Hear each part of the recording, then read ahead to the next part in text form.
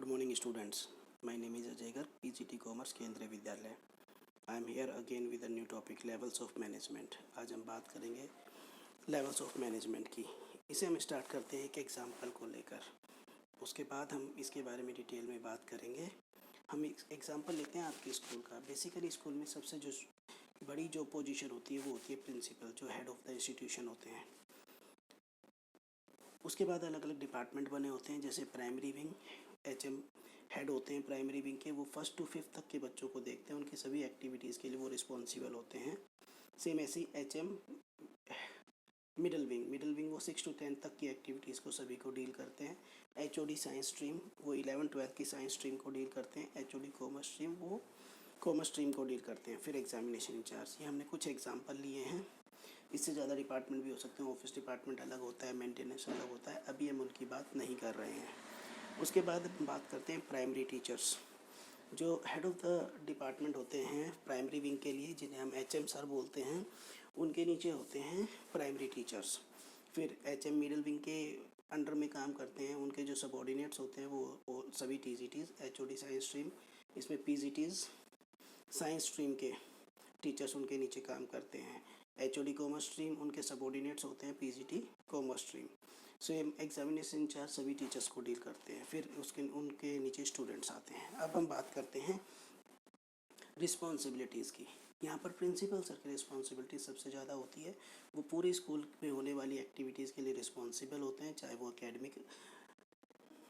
Academic या curricular activities हो या को करिकुलर एक्टिविटीज़ हो. अब हम बात करते हैं HM प्राइमरी विंग. वो पूरे स्कूल के लिए रिस्पॉन्सिबल नहीं होते हैं. वो रिस्पॉन्सिबल होते हैं केवल 1st to 5th तक की क्लास के लिए, सभी एक्टिविटीज़ के लिए. फिर उसके बाद टीचर्स, सेम ऐसे ही HOD कॉमर्स की अगर हम बात करें तो वो रिस्पॉन्सिबल है 11-12 की कॉमर्स स्ट्रीम के लिए.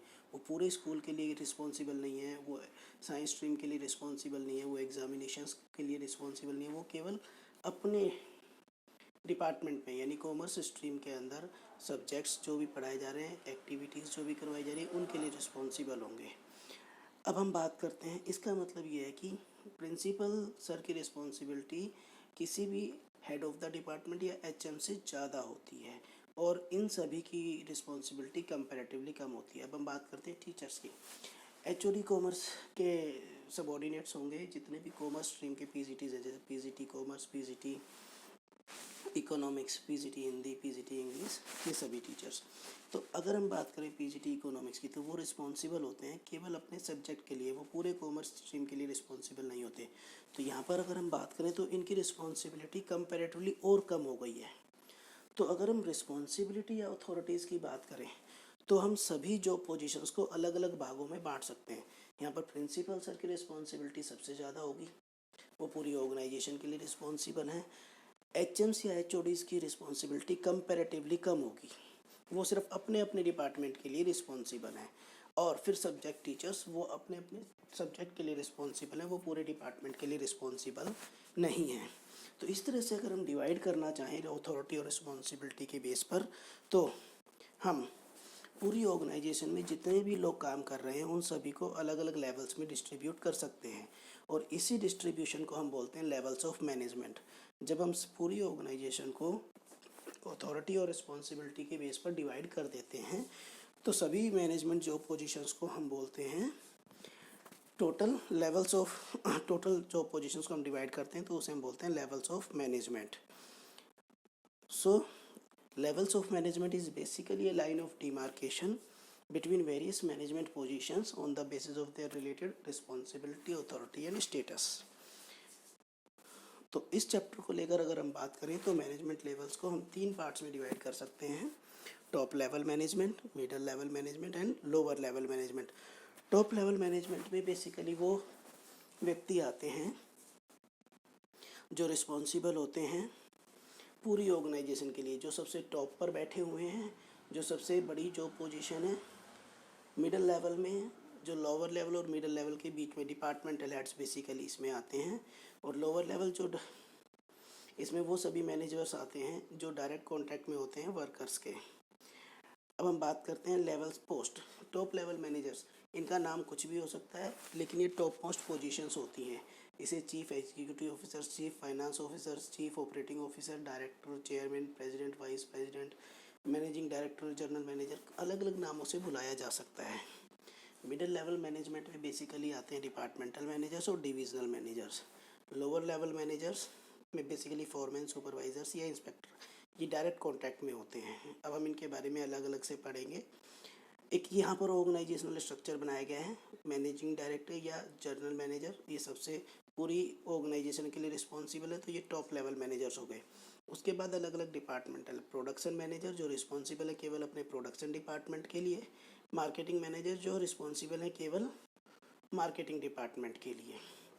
तो ये मिडिल लेवल मैनेजर्स। फिर lower level managers, inspector, quality inspector यानी कि क्वालिटी चेक के लिए वो रिस्पॉन्सिबल होते हैं।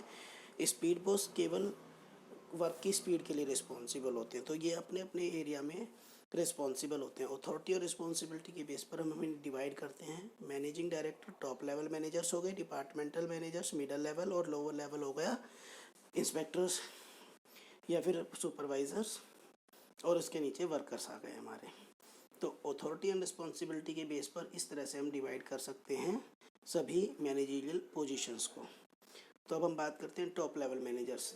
ये सबसे टॉप मोस्ट पोजीशंस होती हैं। ये वो एग्जीक्यूटिव्स होते हैं जो ऑर्गेनाइजेशन के टॉप पर बैठे हुए हैं। इनका नाम कुछ भी हो सकता है। बेसिकली इन्हें chairman, chief executive officer, general manager अलग अलग नामों से बुलाया जाता है। ये रिस्पॉन्सिबल होते हैं पूरी ऑर्गेनाइजेशन की एक्टिविटीज़ के लिए। ये रिस्पॉन्सिबल होते हैं ऑब्जेक्टिव्स को सेट करने के लिए। रिस्पॉन्सिबल होते हैं पूरी ऑर्गेनाइजेशन के लिए पॉलिसीज़, बजट सेट करने के लिए। और ये रिस्पॉन्सिबल होते हैं ऑर्गेनाइजेशन का आउटसाइडर्स के साथ लाइजनिंग के लिए। इसी तरह से मिडिल लेवल मैनेजर बेसिकली ये सबॉर्डिनेट होते हैं टॉप लेवल के और लोअर लेवल से सुपीरियर होते हैं। ये बेसिकली लिंक होते हैं लोअर लेवल और middle level top level managers के बीच में। बेसिकली इसमें डिपार्टमेंटल हेड्स और डिविजनल मैनेजर्स आते हैं और ये अपने अपने डिपार्टमेंट के लिए रिस्पॉन्सिबल होते हैं।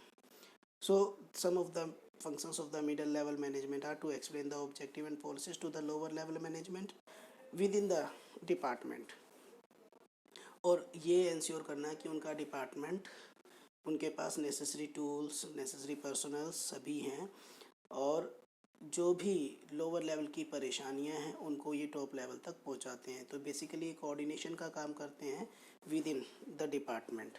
लोअर लेवल मैनेजमेंट में बेसिकली वो एम्प्लॉयज़ आते हैं जो डायरेक्ट वर्कर्स से रिलेटेड होते हैं और जो डायरेक्ट सुपरविज़न करते हैं वर्कर्स का। तो इन्हें operative level, operation level, first line managers या लोअर लेवल मैनेजर्स भी बोल सकते हैं। इनके नाम कुछ हो सकते हैं सुपरवाइजर्स, फोरमैन, इंस्पेक्टर्स एक्सेट्रा। तो बेसिकली इनका काम होता है वर्कर्स से काम करवाना, जो पॉलिसीज़ और जो प्लान्स बनाए गए हैं टॉप लेवल और मिडिल लेवल के द्वारा वो उन्हें इम्प्लीमेंट करना। जो वर्कर्स की परेशानियां हैं उनको मिडिल लेवल और टॉप लेवल तक पहुंचाना, और जो वर्कर्स के लिए नेसेसरी एसेंशियल्स हैं, टूल्स हैं, मटेरियल्स हैं, उनको अरेंज करना। सो these are the different levels of management. Basically it is a division between various managerial positions on the basis of their authority and responsibility. So what are the three levels of management? Top level, middle level and lower level. So that's it for the day. Thank you.